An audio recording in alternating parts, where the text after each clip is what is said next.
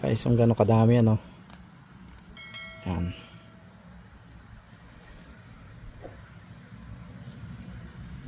So yun, kita nyo ang kapal.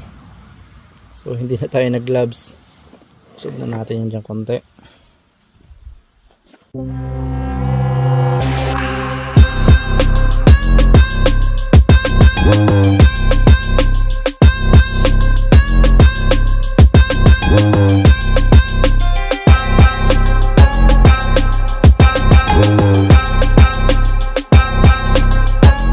Hello guys, welcome back po sa ating channel ngayon. So andito na naman po si Nyox Digitex sa harapan nyo para magbigay na po ng munting tips at kaalaman. So makikita nyo meron tayo ditong vacuum. So yung vacuum na to kapag ginagamit natin, di ba ang mga vacuum natin kapag ginagamit, normal lang naman nagbubuga ng hangin dito. So kapag ang hangin ng mga vacuum natin nagbubuga dito at medyo makati na sa ilong ang lumalabas at medyo napapahatching na kayo, kailangan na pong servisan yung inyong mga vacuum. So may mga vacuum na iba-ibang brand. So ito ay dito sa Finland. Ang pangalan nito ay Emerio Compact Pro. Magandang brand po dito itong mga gantong vacuum. Yan, makikita nyo, napaka-handy, maganda. Pwede nyo hawakan at itaas. Pwede kayo mag-vacuum sa mga bintana. So dito muna tayo sa floor magba-vacuum. Subukan na natin. So mga 2 years na to, wala pang linis. Hindi pa nalilinisan to. Vacuum muna tayo saglit para matesting natin kung okay ba.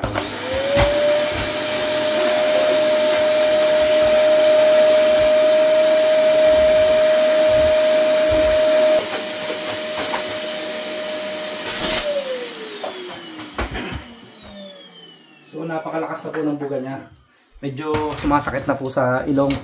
So guys, kapag ang mga vacuum po natin ay ganyang medyo masakit na sa ilong at makate, kailangan na po natin yan servisan. So madali lang po yan. So doon tayo pupunta mamaya sa labas para maglinis. So kapag magtatanggal tayo, ganito lang. May mga vacuum na pinapress lang to dito sa dito yan, may dalawang clip yan. Press nyo lang. So ang pagbabalik niyan ganun, hindi nyo pwedeng isaksak na ganun na bigla. Dahan-dahan lang po. Pwede nyo din pressin yung clip para hindi na mapersa yung clip na ganyan. Yun, okay na. And yung pagbubukas naman po ng kanyang pinakaharapan para makita nyo yung ano niya, kung puno na yung bag. Ayun, nakikita nyo nandun, punong-puno yung bag natin. Nakikita dito, natatanaw. Open natin. So pasensya na kayo, nakashort tayo guys. So yun yan ang alikabok, ang kapal. So itong mga alikabok na nasasak nung ating itong pinaka vacuum suction na to, ito, kapag ka po ang bahay na nililis nyo ay napakarumi, so madali po itong mapuno. So ang requirements po na ginagawa ng ibang mga yung mga maduduming bahay talaga, ginagawa nila kada 2 months nililinisan kasi to madaling mapuno, lalo't maliit yung vacuum. Depende po yun sa vacuum kung malaki.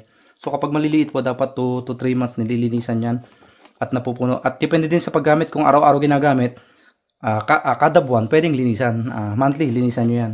So yan, makita nyo, hindi lang ang kapal, punong-puno siya.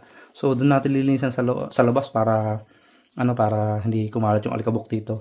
So yun namang machine niya, yung pinaka makina niya sa loob, talaga maganda pa yung tunog niya kasi bago pa to.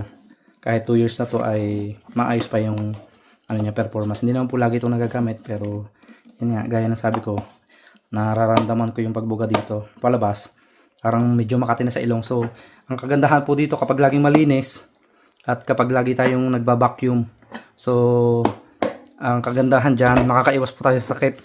So kapag maalikabok po yung bahay natin, yung lalamunan natin ay laging, kala mo laging may sipon. So minsan ang cause po nun ay maalikabok yung ating bahay.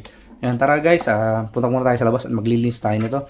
Mabilis lang paglilinis sa papakita sa inyo at para matutunan nyo din po sa mga beginner dyan, sa mga baguhan na may mga vacuum po sa inyong bahay. Sundan nyo lang po yung video natin ito at medyo makakatulong to kahit ito naman ay napakasimpleng vlog na ginagawa natin na tutorials. So ayun, tara guys, let's go. Alright, yan, dito tayo sa labas para maglinis, para yung alikabok ay hindi kumalat sa kwarto. Nakapag-vacuum na tayo pero ang lakas nga ng dito, sumisingaw yung ng alikabok niya, nasisinghot natin dito. So yung pag-ano nito, ang tinuro ko kanina, press lang po nito. Yan, may dalawang lock yan dyan, press lang, angat ng ganon. Yan, handy po yan. So dito nakikita nyo may spring doon, oh. Pinipress lang yan ganyan. O, angat natin. So yun, ito yung pinapakita ko sa inyo kanina na napakadumi. Yan ang alikabok. Yan yung bag nya. Yan, punong-puno. Ganun lang yan, nakasingit lang. Yan, nakasingit lang yan guys. Pati plastic nyan. Yun, oh. Nakakuha ng plastic. Grabe, ang daming dumi sa loob. Yan, oh. So yan ang lilinisan natin, okay? So ito, hindi na natin kailangan siguro labahan to. At medyo malinis na. Yan, nandito yung ating ano. Kuha natin yung ating camera. Yun. So maingay dito kasi dumadaan yung mga sasakyan. Tingnan natin kung malalabahan natin. Oh, nakikita nyo yan, oh. Mga buhok. So dito natin ilalagay. Bakit may plastic dito? Dito natin ilalagay yung ating makukuha ng mga dumi, yan, oh. So oh my god guys, yung gano'ng kadami, ano. Yan.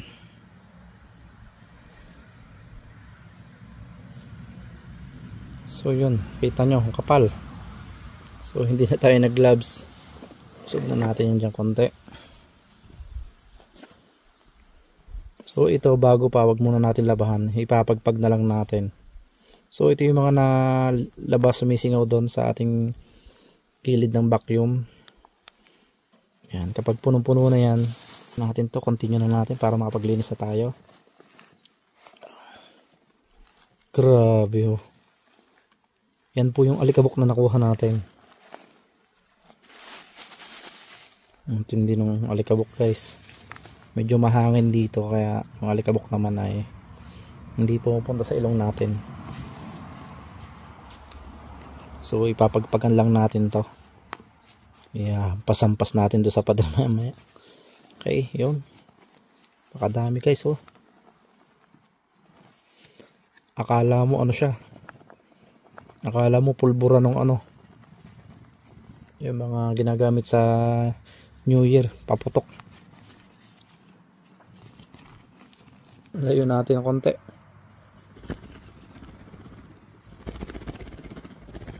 Akala mo ano tayo ng abo. Parang sa bulkan, bumubuga ng ano, alikabok.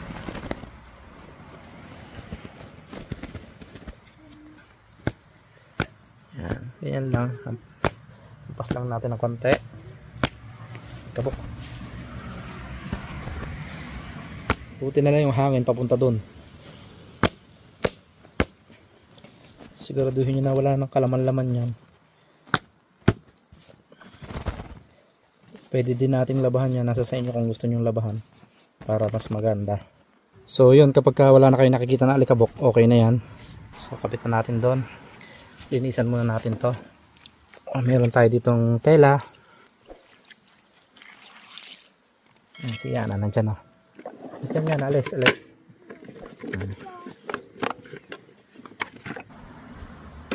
Ito. So, dapat linisan nyo din yan. Yan yung filter niya isa.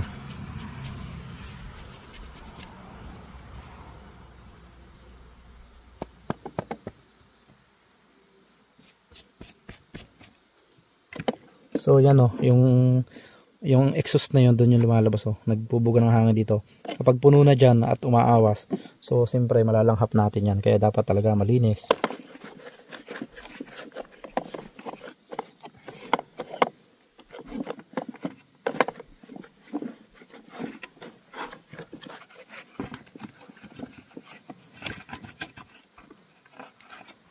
Yung rubber, ganun din. Yan. Linisan lang natin lahat. Okay. Okay, balik na natin. Yan. Yun. Punasan natin mabuti para walang alikabok.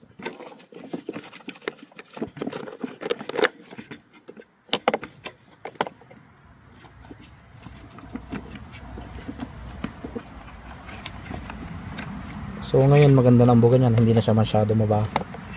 Okay naman yung takbo ng ano niya, ng motor niya sa loob. Ayos pa, smooth pa. Hindi pa tayo magkakaproblema kasi bago nga to. Hindi naman masyado nagagamit. Bago man, ibig sabihin kahit ganun katagal, bago, hindi nga masyado nagagamit. Kaya tumagal ng ganun na ang dami ng alikabok. Siguro naipon na. Walang naglilinis. Okay. Yung mga ganito, linisan din natin para walang alikabok. Tapos panlawan natin mamaya yung ating mga basahan. Okay. Dapat yung ganito nililinisan din kasi minsan hindi siya makadala kasi pagka ganyang madumi. May mga brush tayo dito. Nabrasan ko na naman ito kahapon kaya walang problema. Malinis na yan. Okay, malinis na yung ating ano. Balik na natin to. So hindi ko na nilabhan to guys. Ito malinis na kasi to. Pagka ganitong bago pa, kahit di nyo muna linisan. Okay, so yun, okay na, wala nang alikabok. Push nyo lang ganon. Okay na, ganon ulit, push. Okay, yung dulo kapit natin at magbabacuum ulit tayo sa loob. Okay, let's go. Yan. Let's go sa loob. Magbabacuum muna tayo. Okay guys, nandito na tayo sa sala. So makita nyo, kintab naman. Bagong bago yung ating vacuum machine. Kumikinang-kinang siya sa kintab. So tayo, babacuum tayo saglit. Tingnan natin kung maganda yung buga.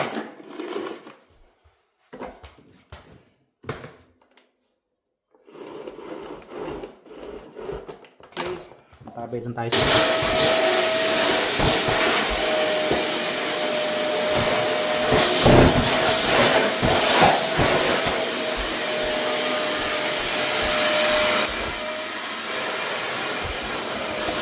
and yung hangin na pumupunta dito lumalabas. Sabi ko sa inyo na parang may alikabok na lumalabas. So wala na siya oh. Medyo may init ang lumalabas pero wala na siya alikabok na lumalabas. Kasi nga po malinis na yung ating imbaka ng yung ating dumi. Malinis na yun. So dapat kada 3 months mas magandang malinisan. So yun guys, sana may napulot kayong aral dito sa video natin ito. And sa mga nanood po dyan, maraming salamat sa inyo lahat. And sana po nagustuhan nyo yung ating video na to. So nakakapagod din pala. Yung makikita nyo makinis na yung ating bagong bago. So makinis na yung ating vacuum. So yun guys, okay na. Ang kinis na ating vacuum ngayon. Bago siyang tingnan dati, ngayon mas lalong bumago. Parang bagong bili. So yun guys, tapos na tayo. Maraming salamat po sa mga nanood and sana po may napulot kayong aral kahit konti. Sa mga may vacuum po dyan, yun, linisan nyo po kada 3 months. Or kapag madumi yung bahay na binabacuum nyo o yung mga carpet, madudumi. So dapat monthly yan, linisan kasi madaling mapuno, lalo maliit yung ating vacuum. Hindi ka mukha ng ibang mga vacuum na ganyan kalalaki oh. Yung mga heavy duty, yung may mga machine na talagang kala mo upuan. So ito maliit lang to. Handy lang siya. So hindi ko na pinakita yung pagbabacuum sa bintana. Dito lang tayo sa floor. So ayan, papaalam na po ako sa inyo lahat. And sa lahat po ng hindi nakakalimot sa aking channel, maraming salamat po sa inyong lahat. And thank you. At sa sunod po na upload natin, abangan nyo ulit. May mag-upload tayo. Kung anong ina-upload natin, kung anong mga tutorials, basta mapapakinabangan. Yun. Papaalam sa inyo lahat and see you po sa next vlog. Huwag nyo kalimutan mag-like, share, and subscribe. Paalam, bye-bye. God bless you all.